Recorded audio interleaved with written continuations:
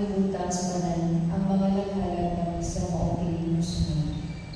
Thanksgiving Mass for all the graces and blessings received, offered by Clara Araneta and family, Maria Villamin Sase and family, Betty Veracruz and family. Thanksgiving Mass in honor of Our Lady of the Miraculous Medal and all saints offered by Inday Balan. Thanksgiving Mass in honor of Senior Santo Niño for the birthday of Jello Pumuan, James Francis Puntan, Jovelyn Sistoso, Jack Martin Caralas.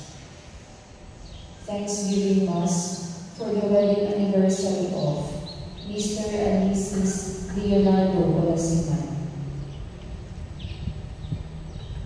Prayers for the souls of Isidra, Yuscoro Sr., all souls in purgatory, Angelico, Aguilano Sr., Icona, Heriberto, Ernesto, Prospera, Gloria, Cristina, Anastasio, Agapita, Antonio, Potenciano Sr., Gaudencia, Jovencia, Aquilino, Prisco, Peterson, Juana, Santiago, Jose Sr., Julieta, Rufo Sr., Petra, Antonio, Hilasha, Diodoro, Lourdes, Marcelina, Donna, Cristita, Isabelo, Rodolfo, Herminia, Angelico, Eustaquio, Maria, Candelario, Herodides, Ernesto, Prospera, Heriberto, Marieta, Restituto, Fortunata, Angelita, Baby Angel, Fortunato, Susana, Raquel, Carla, Juanita, Demetrio, All Souls, Redento, Hermogenes, All Souls, Florencia, Daniel, Virgilio, Trinidad, Paula, Crescencio, Melchor, Doroteo, Agustina, Lina, Fermino, Jaime Sr., Rowena, Antipas, Asuncion, Sigurina, Aproniana, Pascual, Santiago, Polita, Roderick, Jimmy, Mamerto Sr., Conrado, Raymunda, Asuncion, Teofilo, Celestina, Ayan Vincent, Joseph, all souls in purgatory, Godofredo, Celia, Alejo, Catalina, Polita, Luciano, Robustiano, Lorita, Godofredo, Celia, Alejo, Catalina, Polita, Luciano, Robustiano, Lorita, Marcelina, Crescenciana, Aurelia, Viano, Armando, Tony, Jonathan, Gemma, Mario, Dexter, Agapita, Sebastiana, Cristina, Carmelo, Napoleon, Leopoldo, Verdules, Francisco, Aquilina, Eustiquio, Restituta, Tomasa, Perpetua, Evaresta, Flaviana, Andres, Roque, Florentina, Victoriano, tanang mga kalag sa purgatory.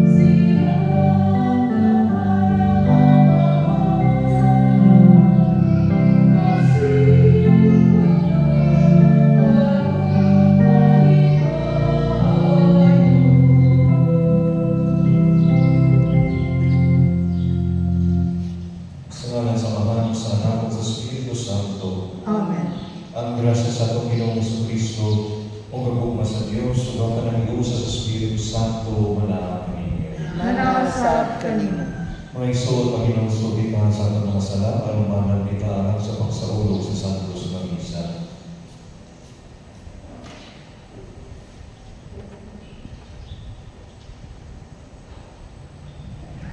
Nagakumpisa ako sa Diyos igsuon, nga nakalapas sa kaguyamon, sa una sa pulong sa buhat, o sa wala pagbuhat o sa kinanglang buhaton. Kaya akong sala, akong dakong sala. Buusa na amuyo ako sa Santa Maria nga kanunay ulan, o sa tanang mga anghel o mga santos, o kaninyo mga igsuon, aron ninyo kung iampo sa Ginoo nga atong Diyos. Kaluyan ng kami sa Diyos na makapagkawang sa tanan o masaytuhong sa atong mga sala. Dadalong kagtanyangan ko sa kinabuhi tayo. Amen. Ginoo kaluyi kami. Ginoo kaluyi kami. Kristo kaluyi kami. Kristo kaluyi kami. Ginoo kaluyi kami. Ginoo kaluyi kami. Magano kita. O Diyos na makagagawang walay katapusan, manduyan ang mga buhat, aron makapahimot kanimo o himua na magdaghan ang mga maayong buhat, diha sa ngalan sa imo hinigugmakan. Kini among ipangayo pinami sa among Ginoong Jesucristo imong anak, gabuhi ug hariban kanimo sa Espiritu Santo, Dios hangtod sa kahagkuran. Amen. Hinudlo gikan sa sulat ni San Pablo ngadto sa mga Hebreo. Tungod niini, si Kristo mao ang naghimo sa usa ka bagong kasabulan. Aron kadtong itawag sa Dios, makadawat sa walay katapusang mga panalangin nga gisaa sa Dios. Mahimo kini tungod kay may kamatayon man nga nagluwag sa mga tao, gikan sa mga sala nga nahimo nila, samtang ubos pa sila sa unang kasabukan. Kay wala mosulod si Kristo sa balaang gabi, nga hinimo sa mga tao, nga hulag lamang sa matuod nga balaang gabi. Misulod siya sa langit, diin na matubang siya karon sa Dios, alang kung tungod kanato. Ang Pangulong Pari sa mga Hudyo, musulod ngadto sa balaang gabi, matag tuig, dala ang dugo sa usa ka manana. Apan wala mosulod si Kristo, aron paghalad sa iyang kaugalingon sa makadaghan. Kay mag-antos unta siya sa makadaghan, sukad pa sa pagbuhat sa kalibutan. Hinunua, nagpakita siya karon sa makausa ug alang sa tanan, sa naghinapos na ang tanang panahon. Aron pagwagtang sa sala, pinaagi sa paghalad sa iyang kaugalingon. Kinahanglan mamatay ang tagsa-tagsa sa makausa, ug tapos ni ana, hukman siya sa Dios. Gihalad usab si Kristo sa makausa, aron pagwagtang sa mga sala sa daghang mga tao. Mupakita siya sa ikaduhang higayon, dili tungod sa sala, kundi sa pagluwas kanila nga lampulan kaniya. Ang pulong sa Ginoo. Salamat sa Diyos. Salmo Responsorio. Awiti ang Ginoo ug bagong awit, kay naghimo siya katingalahan makabuhat. Awiti ang Ginoo ug bagong awit, kay naghimo siya katingalahan makabuhat. Awiti ang Ginoo ug bagong awit, kay naghimo siya katingalahan makabuhat. Ang iyang tuong kamot na makabutong kadaugan alang kanina, ang iyang balaan na bukod. Awiti ang Ginoo ug bagong awit, kay naghimo siya katingalahan makabuhat. Ang Ginoo nagpahibalo sa iyang kalawasan, sa atubangan sa kanasuran, iyang gipahayag ang iyang kamaro. Nahinungtong siya sa iyang kaluoy, ug sa iyang kamatinud-anon, alang sa balay sa Israel. Awiti ang Ginoo ug bagong awit, kay naghimo siya katingalahan makabuhat. Ang tanang kaugnanan sa yuta, napakita sa kalawasan na gihimo sa atong Dios.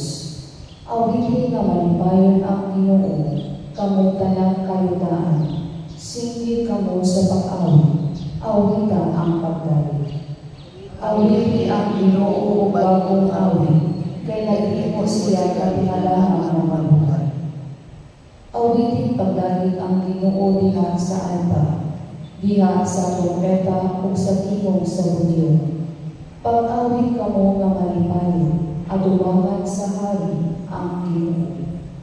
Awitin ang Ginoo ug bagong awit, kay nag-iimo siya katingalahan mga buhay.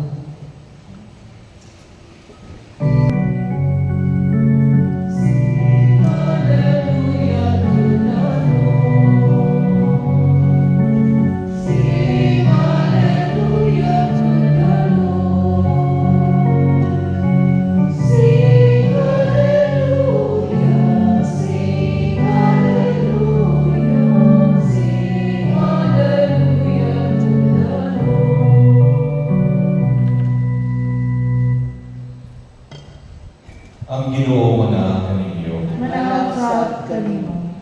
Pagbasa gikan sa Santos Ebanghelyo sumaran ni San Marcos. Himayaon ikaw, O Ginoo. Dihay pipila ka mga magtutulog sa balaod nga nagabot gikan sa Jerusalem o sila ningon. Anaa kaniya si Beelzebul. Ang ubang ningon, ang pangulo sa mga yawa o inaghatag kaniya sa gahong paghingilin sa mga yawa. Tungod niini, ipaduol ni Jesus ang mga tao o isugilan niya silang mga sambihay. Kung saan man ni Satanas paghingilin ng Satanas, kung ang mga tao sa usa kinasod, mag-unay mag-away, mabukan ka ng nasulat. Kung ang mga sakop sa usa kapanimalay, mabahin o mag-unay mag-away, mabungka kayo ka ng pamilyahan. Busa, kung ang ingalian ni Satanas, magkabahin-bahin, dili inimulungkan, kundi mabukan o matapos Ginoon. Walay makasulod sa balay sa usa ka tawo nga kusgan o makakawa sa iyang mga kabtangan, gawas kaniya unang kapuso ng tao nga kusgan. Unya, makahimo na siya pagkawat sa mga utang sa maong tao. Timanin ninyo kini, mapasaylo ang mga tao sa tanang ilang mga sala o sa tanang gautang ilang sulti. Apan, ang tao na nagsulti gautang bakok sa Espiritu Santo, dili kayo mapasaylo. Kaya nakabuhat man siya sala na dili kayo mapapas. Gisulti kini ni Jesus, kaya may pipilaman doon ka mga tao na miingon nga siya giyawaan.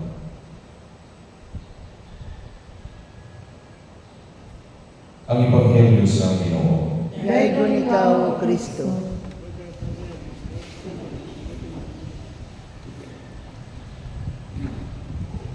There is an interesting saying na nagingon, allow yourself to be possessed by God by receiving Jesus, and you will not be possessed by anyone else.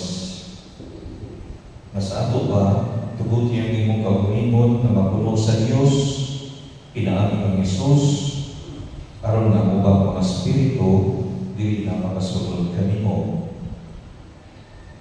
Ang atong Ebanghelyo ron, nag-isgot may tungod sa pagpahawa ni Jesus o mga yawa. Dihay pipila ka mga tao na wala mo ang Jesus.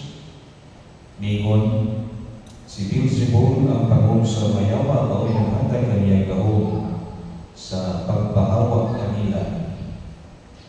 May suon yung maong pasangil ito ba ni Jesus sa Panginoon. Sa pagkatinuod, ako naghihilin sa mga yawa tungod sa gahong sa Diyos o kini nagmatuod na naghari ang Diyos diha kaninyo. Si Jesus mao'y nagpahawa sa mga yawa. Siya ang magbuntog sa gahong sa kamit-ngit diha sa atong kinabuhi. Kini kamit-ngit o kahayag dili yun mag-uban. Kuna ana ang kahayag, mawala yun ang kamit-ngit. Pero kung dili nato tugutan ang Dios nga mosulod ug mohatag og kahayag sa atong kinabuhi, unsa may gitabo? Mubalik ka nato ang kaningit. Masudlan na usab kita sa mga espiritu na iya sa dautan. Usa may suod kung gusto kita magpagingig hayag o lamdan ang atong kinabuhi, paningkamutan din nato nung mapuno kita kanunay sa Espiritu sa Diyos. Puno nato kanunay ang atong kaugalingon sa Espiritu sa Diyos, aron ang kangingit mabunto o mawala. May suna nga nato kinina hanggang o dakong pagtagad kay ano naman kita'y itawag ang possession. Possession. Ang devil possession ay tabok ang kadaotang spirito makasulod sa atong kinabuhi. Kini mga daotang spirito na ba, kung atong pasundon, hinay-hinay na mao'y maghari sa atong kinabuhi. Ang mga buhat nga yawad mo, kung pasagdan, mutubo man, o mudaghan. The devil can be very so patient with us, just as long as he can enter into our life and eventually dominate us. That will happen, of course, if we would not take care of ourselves spiritually. Usa aron ang mga nautang spirito dili makasulod sa atong kaugalingon, sa atong panimalay, o pamilya, sa atong komunidad, o kagilingban. Kinahanglan nato pasundon ang Dios. Kinahanglan nato nga pahalion si Jesus diya sa atong tagsa-tagsa o katilindanong kinabuhi. So, unsa man ang atong buhaton aron mahitabo kining maong paghari sa Dios? Now, allow me, dear friends, to share with you these following thoughts. Una, it may be cliche, but essentially important. Kanunayan din nato ang pag-ampo. Ang pag-ampo. Matod pa, Satan will try to limit our prayer because he knows that our praying will limit him. Mahadlok si Satanas na kita mag-ampo. Busa iya kamatagan o daghang kalinawan. If you notice, many of us can spend hours and hours with social media. Have you noticed that? Many people can spend hours and hours with social media, but can hardly find time to really pray, meditate, and even read the Bible. Maski usa lang ang Ebanghelyo, ang Ebanghelyo na adlaw-adlaw ang Ebanghelyo, the daily gospel, the daily readings. It will only take us, 3 minutes? But many people will spend hours and hours, social media, Facebook, Instagram, TikTok, scrolling, hours and hours. That is the work of the devil. The devil will take us away from praying. Dili nato kini nga ipugot na mahitabo. And our best weapon to counter this tendency is our prayerful habit. Importante. Unang dalang mga maposes. Wala na may Ginoo maski sila mo na muna. Wala na yung Ginoo maski sila mo na muna. It's an open field for the devil to enter. Also, many friends sa atong pagkuha kini ubanan o ubanon ka, kanunay, mahal na din niya. Ang rosaryo, maski pag butang sa iyong rosaryo sa iyong pocket, that's already a big defense. Napasapot na idala mo sa bayan sa iyong bag, labi na sa iyong sanina, na may pocket nila. Pagpunta mo sa iyo. Kung di ka na, tuwa kayo ito, pag-ako, hindi, mas hindi matapos. That's a very powerful weapon. Imahal ko naman si Satanas ng Maria. That's the first thing. Ikaduha, bubasa ko mga landong na matagkaroon ng unya. Regularly sa palaang kasulatan. Mga landong. Naman tayo cellphone siguro tanan. Why don't we download the Bible? Especially Catholic Bible. Mga landong sa mga pulong. Ang mga pulong sa Diyos, maumay atong pagkaon sa kalan. Kung kada adlaw kita mabasa o mga landong sa Biblia, bisan ginagmay, basta kanunay, mahimong himso ng atong kalan. Mahimong kitang lingkod o tilihumo na lubigon sa daotang Espiritu. So that's the second thing. Read the Bible. Thirdly, dili nato gamitan ang pagsimba matag Domingo o dili mangani matag adlaw. Pinaagi sa Santos na Misa, pinaagi sa pagdawat ni Jesus diya sa Eucharistia. Tapos sa pagdawat ng Jesus, kita maiusaman ng Kristo. And the holy sacrifice of the Mass is the highest form of prayer, ang pagsimba. Pinakataas na pag-ampo, na pinapagdaman na takos sa balaan, lawas, tubos sa atong Ginoo. Kita mahiusaman kang Kristo, we become united with Christ diya sa Eucharistia, diya sa Misa. And as St. Paul says, kung si Kristo anaan nato, kinsa pa may mag-impato kanato. If God is with us, who can be against us? So that's the third thing. Una, pag-ampo, pagbasa o Biblia. Ginagman. Katulong, magsimba. Ikaupat, patag-adlaw manangkamot ang pagpuyo sa kagustuhan sa Diyos. To strive every day to live our life according to Christ's teachings. Magsunod sa iyang mga pagtulunan. The book of St. James, nag-awahag ka nato, be doers of the word and not hearers only. Doers, not hearers only. Ang pulong sa Diyos na atong manumog, atong yung buhian o saksihan sa inagaw-adlaw ang kinabuhi. Let us remember this.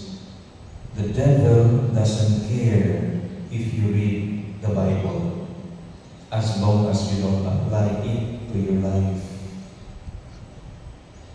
Most importante, we have to be doers. Kung sa katapusan, mag-umpisal kita kung kita makasala. Let us make a regular confession, labi na po ang atong sala mortal. Dili kayo makasulod ang yawa ka natin. Kung ang atong mga sala, hindi natin i-confessal, labi na pong mortal, taplara, na atong itubutan ang malawtang spirito na magpabili sulod ka natin. So again, 5 things. Constant prayer, pagbasa sa balaan, kasulatan, pagtuloy ng Bible, ikatulong pagsimba, ikaupat, pagsunod sa gustuhan sa Diyos. And finally, kung kita ano na importante na sala, pag-umpisa, dili makasunod ang yawa ka na ito, kung nato rin yung pagkakulan. And so we remember this, we allow ourselves to be possessed by God, but by receiving Jesus, so that we will never be possessed by anything or anyone else. Manilubigan ka na.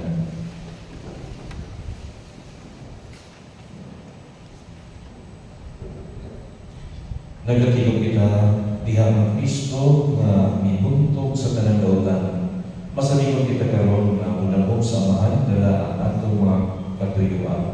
Moingon kita, amahan luwasa kami. Amahan luwasa kami.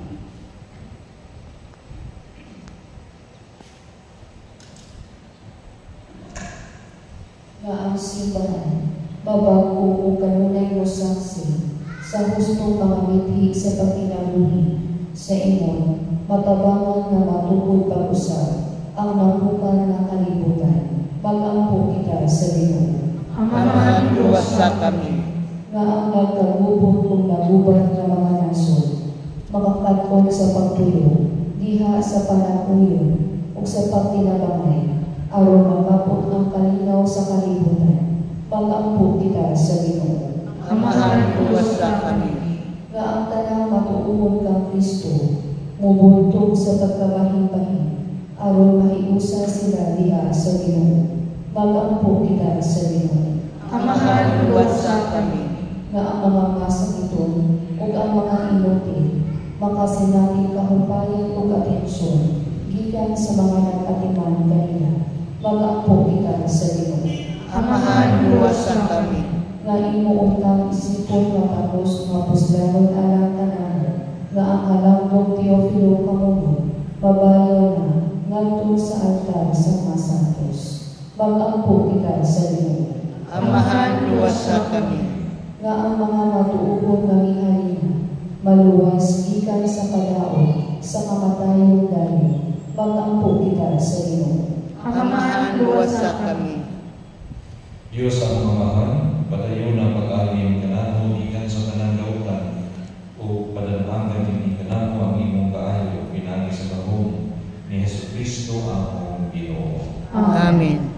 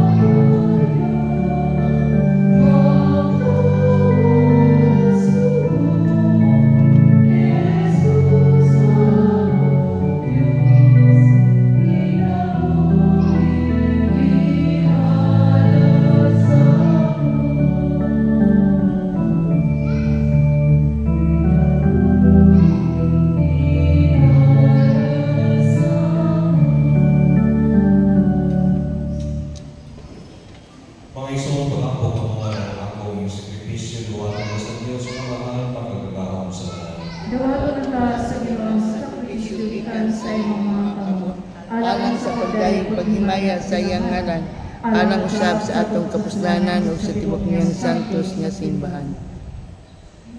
O Ginoo, nawa ka nga maluloy-on ang akong mga hangat, nga sa pagsantos kanamo, imong tangitungod nga magluwas kanamo. Kini among ipangayo pinagi ni Kristo among Ginoo. Amen. Ang Ginoo manaag kaninyo. Manaag sa kanimo. Ibayaw ang inyong mga kasing-kasing. Amo nang gibayang adto sa Ginoo. Magpasalamat kita sa Ginoo atong Dios. Angay ug matarong. Santos nga mga Diyos matunhay o makagagahon sa tanan. Angay ug matarong kayo nga magpasalamat kami kanimo kanunay o sa tanan dapit. Pinaagi ni Jesucristo among Ginoo. Kay diha kaniya imong ibago ang tanang mga binuhat ug ipaakit nimo kaming tanan sa iyang mga paandig.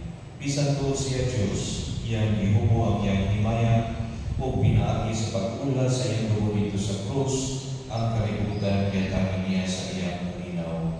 Busa ibayaw siya labaw sa tanang mga binuhat o nahimo siya pinugdan sa kinabuhi nga walay katapusan alang sa tanan na nag-aalagad kaniya.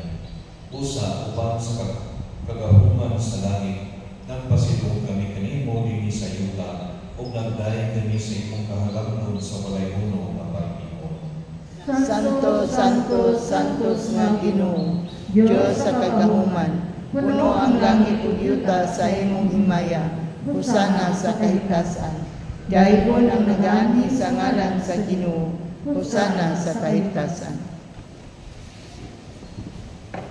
Santos ikaw, Ginoo, ang tuburan sa tanang kasantos, ipadala imong Espiritu o pagsantos inimagasa, aron mahimo kinialam nga namong galawas o tugod ni Jesucristo among Ginoo. Sa pagpasakit sa iyang kaugalingon, mikuha siya pa, ipasalamat kanimo, mibigas o mihatag iningadto sa iyang pinunan o ingon. Dawat kini ninyo nga kanang kana, kay kini mao nga akong lawas, ay tugyan na alam kaninyo.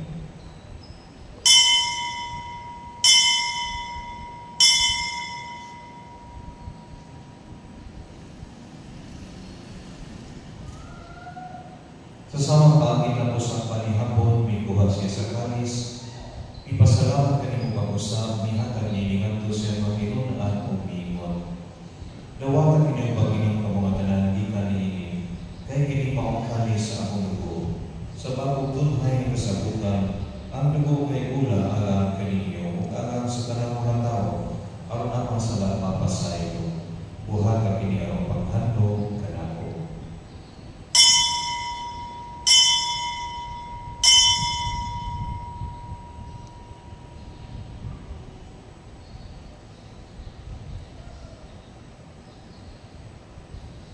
Kini ang misteryo sa pagtuo. Si Kristo namatay, si Kristo nabanhaw, si Kristo mubalik nganhi. Ang paghandog sa kamatayan ng pagkabanhaw ni Jesucristo, nagahalal kami kanimo ang mahaning pans kinabuhi o kami sa kalawasan. Nagapasalamat kami kanimo tungod kay mo kami giisip nga kaya nga matubang o mualagan kanimo. Himuang kami nga malawan sa lawas sa dugo ni Kristo magkaiusan niya sa Espiritu Santo. Hinumdumi ninyo ang imong simbahan sa tibuok kalibutan. Himuang nga mahimbing kami niya sa lupa. Uban ni Francisco ang Papa, ni Julito ang Obispo, o sa tanang mga pari. Hinumdumi niyo sa mga mga igsuon na nangamatay. Palaumon nga mabanhaw sila, ug ang mananangamatay niya sa imong kaluoy. Dala sila tanan sa pagsulong sa kahayag sa imong naon. Kaluoy kami tanan. Himuang kami kamayan na makaambit sa pinabuhing tunhay. Uban ni Maria ang ilang kaulay sa Diyos, uban ni San Jose ang panan. Uban sa mga apostoles kung sa tanan ng mga santos na nagaguman sa imong kabubuton na tas sa kataligan. Uban kanila may kamalay, bulugang may kahimayaon, pinaagi niya sa Kristo, imong anak. Pinaagi kaniya uban kaniya bihag kaniya, dihatag na kanimong magagagawang amahan, bihag sa kaiusa sa Espiritu Santo, ang kanang gamong himaya, hangtod sa kahapon. Amen. Karon magapon sa samahan ng Biblia ng mga pulo, magituloy nato sa atong manunod. Amahan namo nga naa sa langit, pagdaygon ang imong ngalan, umabot ka namo ang imong gingharian, matuman ang imong pagbuot dinhi sa yuta mayroon sa langit. Ang kalano namo sa matag adlaw, ihatag ka namo karong adlaw, ug pasayloa kami sa among mga sala. Maingon nga nagapasaylo kami sa mga nakasala kanamo, ug dili mo kami tugyan sa mga panulay. Inunuwa luwasa kami sa tanang daotan. Mangayo kami kanimo Ginoo, imo kami luwason sa tanang daotan. Matagi kami sa balinaw ni panahon na, kami tinabangan sa imong kaluoy, mahaligay kami kanunay sa sala, ug mahilayo sa tanang kasako. Saan ka nagapaabot kami nga malaumon sa pagbalik ni Jesucristo, among mananubos. Kay mo man ang gingharian, ang gahom ug ang himaya, hangtod sa kahangturan. Ginoong Jesucristo, nag-iim ka sa imong mga apostoles, ang kalinaw ibigin ko kaninyo, ang akong kalinaw ihatag ko kaninyo.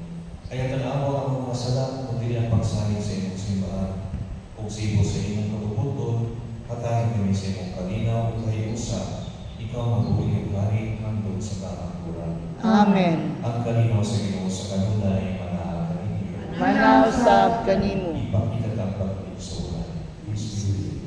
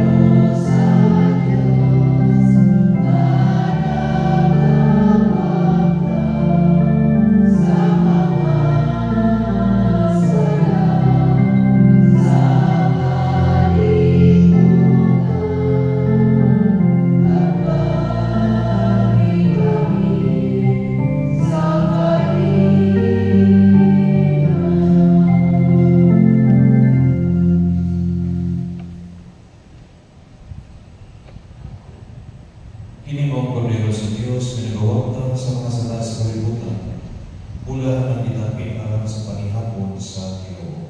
Ginoo, dili ako angay nga mokalawat kanimo, apan ipamulong lamang ug mamayo ako.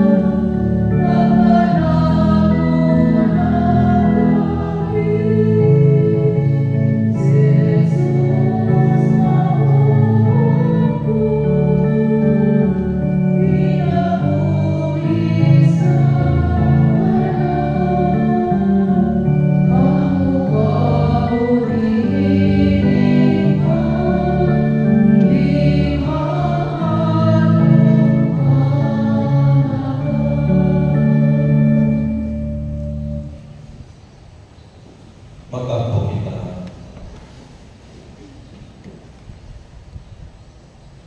O Diyos na magkagahom, itugot ka namo na sa pagtawag namo sa imong grasya nga makabuhi.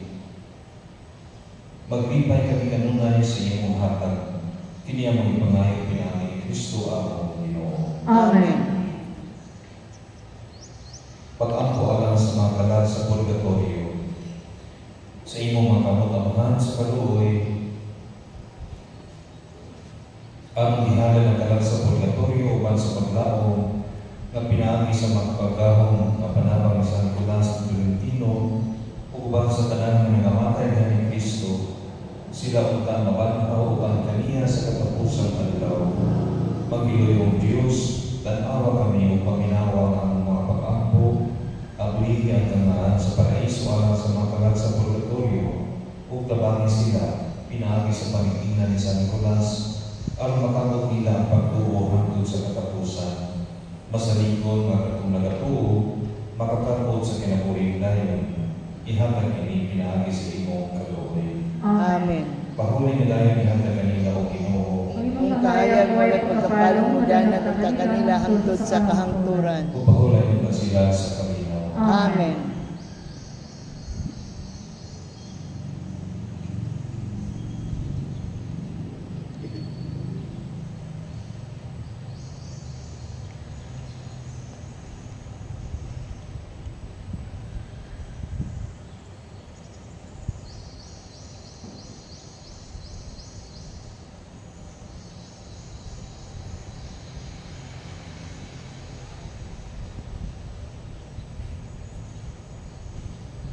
Ang Ginoo manaang kaninyo. Manausab kanimo. Manalangin kaninyo ang Diyos na mapagagahong sa tanan, ang Amahan o Anak o ang Espiritu Santo. Amen.